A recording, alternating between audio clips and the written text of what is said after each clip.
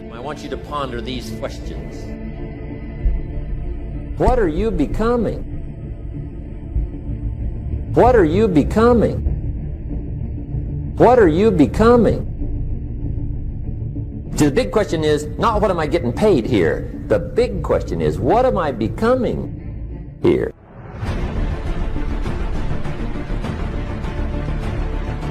Because true happiness is not contained in what you get. Happiness is contained in what you become.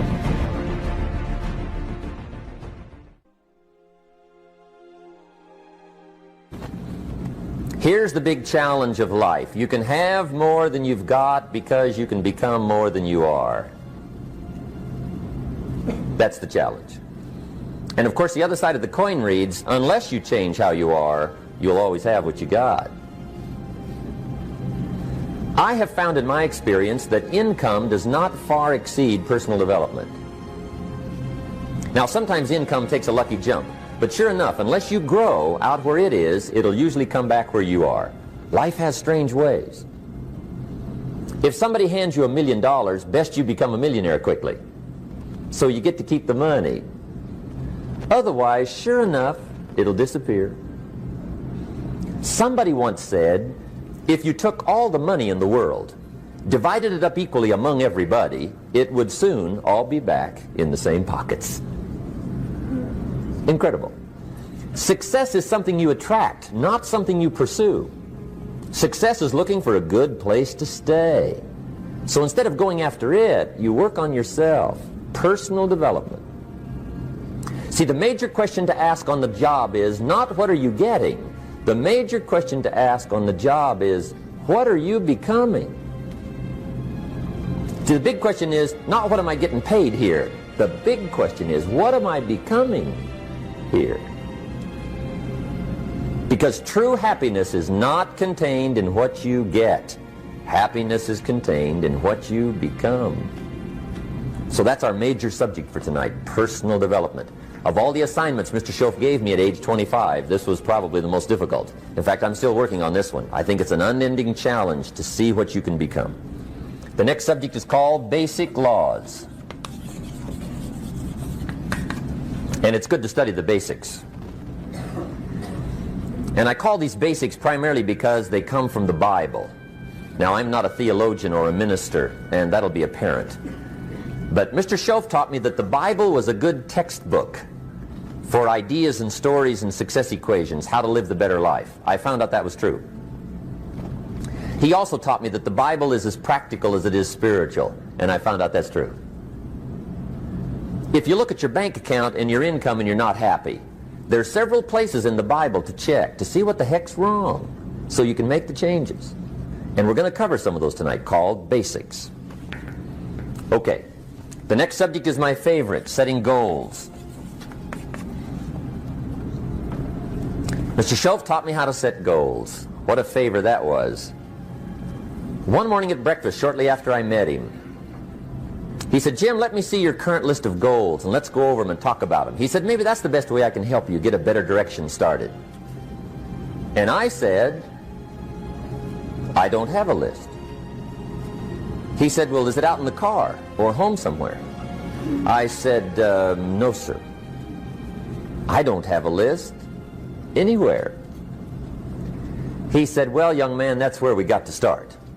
He said, I can tell you right now, if you don't have a list of your goals with you, he said, I can guess your bank balance within a few $100s. Which he did. And that got my attention. I said, you mean my bank balance would change if I had a list of goals? He said, drastically. That day I became a willing student how to set goals. And sure enough, learning how to set goals changed my life. And I often wondered why no one had ever taught me how to set goals up until age 25. I went to high school, but if they offered it, I missed it. I went to college for a year, never heard it. I worked for Sears. Really. And to my knowledge, Sears never taught it. Right? How to set goals. So here I am, age 25, married, my family's starting, I've been to college, I'm working, and I still don't know how to set goals. But fortunately, when I was 25, I met the man who taught me how. And it revolutionized my whole life. Economically, socially, personally, it's incredible. So I want to share with you tonight what Mr. Shove shared with me, how to set goals. It can be a life changer. Okay. The next subject is the negative part of the seminar. Life is part negative, so we got to talk about the negative. And this subject is called diseases of attitude. Diseases of attitude. There's a lot of things that can wreck your chances to do well. We live in a rather dangerous world, so you got to be not only wise, you got to be careful. Now, attitude diseases are just as bad as physical diseases, right? High blood pressure, heart trouble. I mean, a lot of things lace your chances to do well. So you've got to be careful. And attitude diseases are deadly. I mean, they'll destroy all the good things you start. Okay? So we'll go through those attitude diseases, how to spot them, how to look for them, what they are, and the cure. And I'm a pro on these because I've had them all, so I can give you excellent advice on these. Now, the last subject we're going to consider tonight is called the day that turns your life around. The day that turns your life around. And under this subject, we're going to talk about the emotions that can change your life. Human beings are emotional creatures, and emotions are powerful for life change. Now, of course, emotions are so powerful they can go either way on you. Emotions can either build or destroy. So you really have to employ emotions properly. We call civilization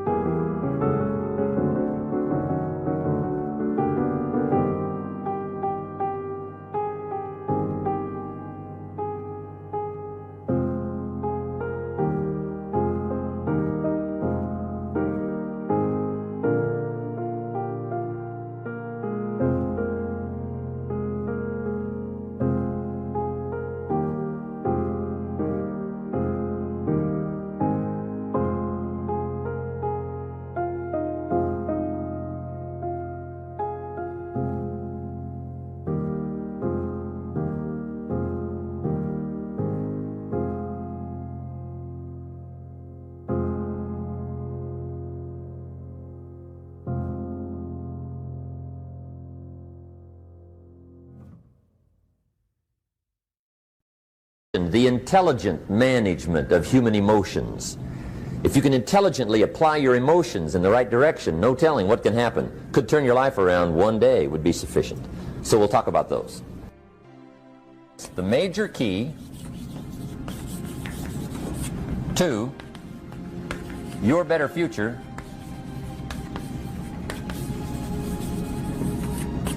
is you. That's the theme of our seminar tonight. The major key to your better future is you. And I'd like to have you underline two words just to give it some added punch. Underline the word major and the word you, so that it reads, the major key to your better future is you.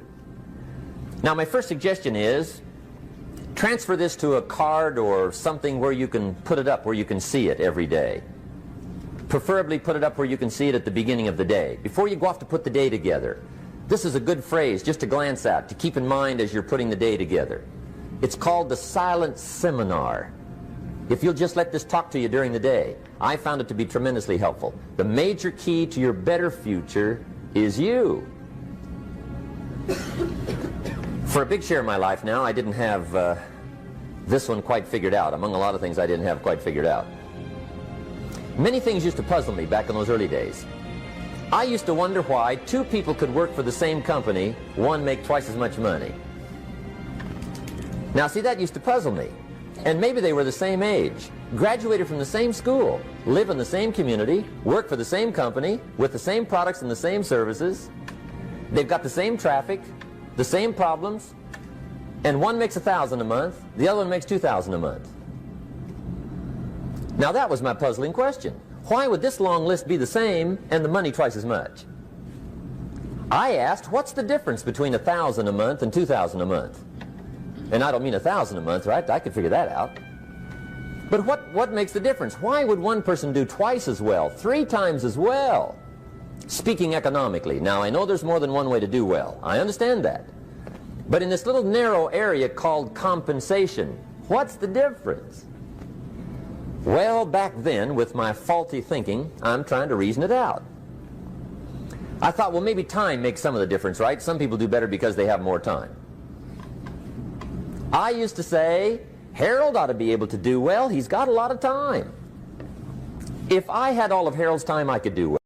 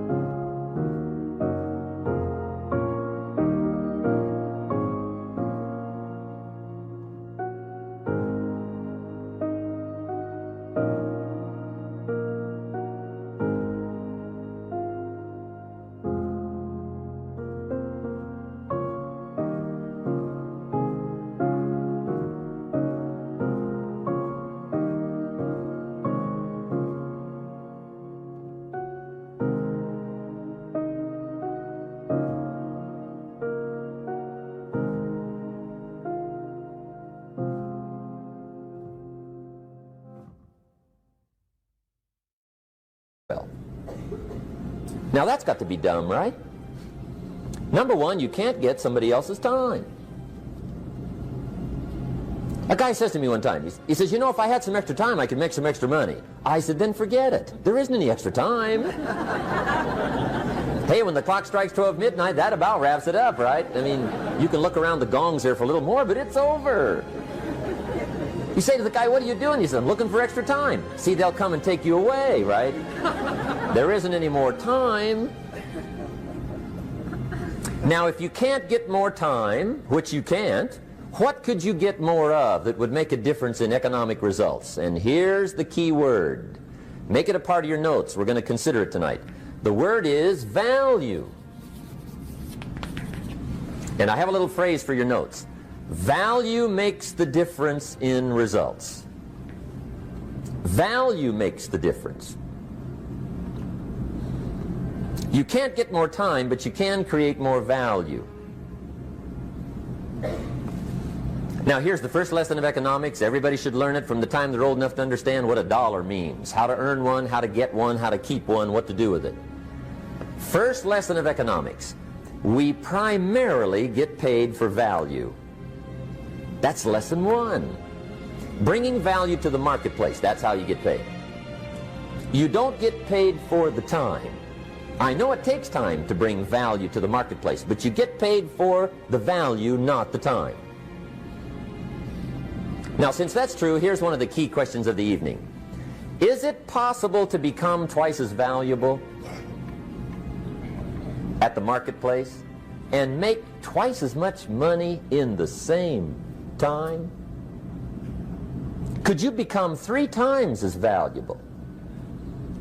Make 3 times as much money in the same time? Is that possible? The answer is yes, if. And it's always if, right? Life is known as the big if. Harry Truman once said, life is iffy. How true. And here's the big if, we're going to consider it tonight. It's possible to do much better at the marketplace if you go to work primarily on yourself. And that's the theme of our seminar tonight. Learning to work primarily on yourself. People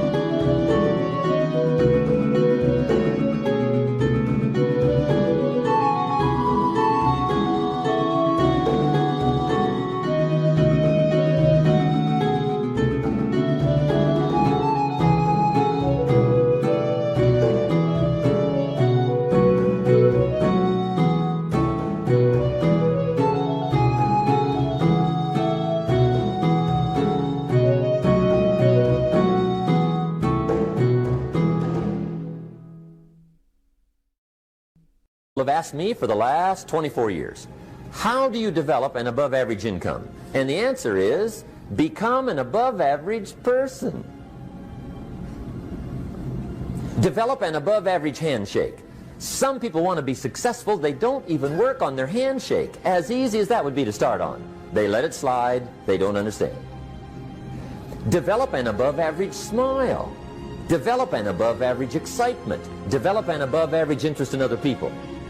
Develop an above average intensity to win. See, that'll change everything.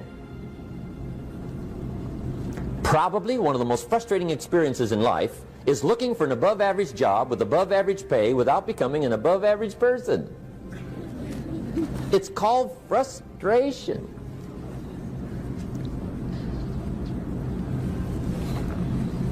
And Mr. Shelf gave me probably the greatest clue he gave me when I first met him. He said, Jim, if you want to be wealthy and happy the rest of your life, just learn this lesson well. He said, learn to work harder on yourself than you do on your job.